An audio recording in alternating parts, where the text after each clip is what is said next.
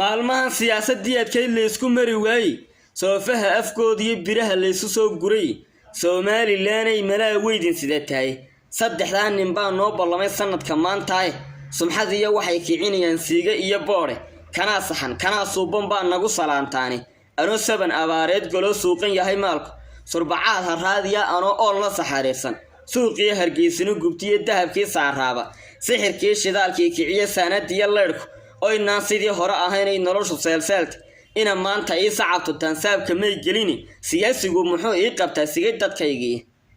sixir bararka hoos looma dayo xaalku suu yahay nimba shaygu sii iibiyo 100,000 saaraay shalay wixii laga siiyay baan saaka ku jarin sabool iyo faqiir way hadheen subaxii waagii dadna meel sare saarayin dabaq sideedaadi saadadkii akoonada ayay sii badsanayaan sababaha waxa keenay dawladda gabaysadkoodii xukun saxi haduu talin lahaa sidan ma yeesheen siyaasigu muxuu ii qabtaa sigay dadkaygii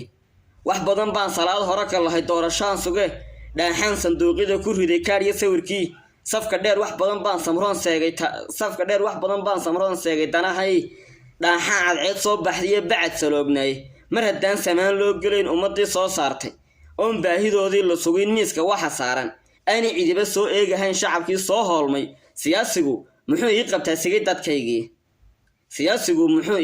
sigay dadkaygii sunnihii Allah laga tigiyo surinkii toosnaay inta ruuxba ruux saaran yee la isku gacan sayday waxa loo sanqanayaa qofkii haysta tii sugane anaa ka sareeyaa in raga lagu sadqeeyaay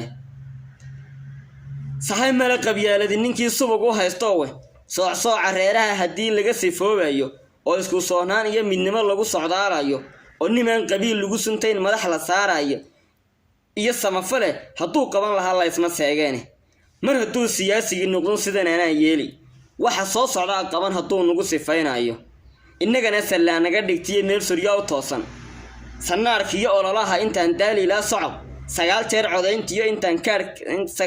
codayntiyo intaan suulka madow saaro mar haddaan sinaba la ogeyn waxaan sameeynayo samxad iyo maxaa buuqi gelmaan iskaba seexda ku ilaahay qoray oo ilaahay dooray ayaa inoo dooranay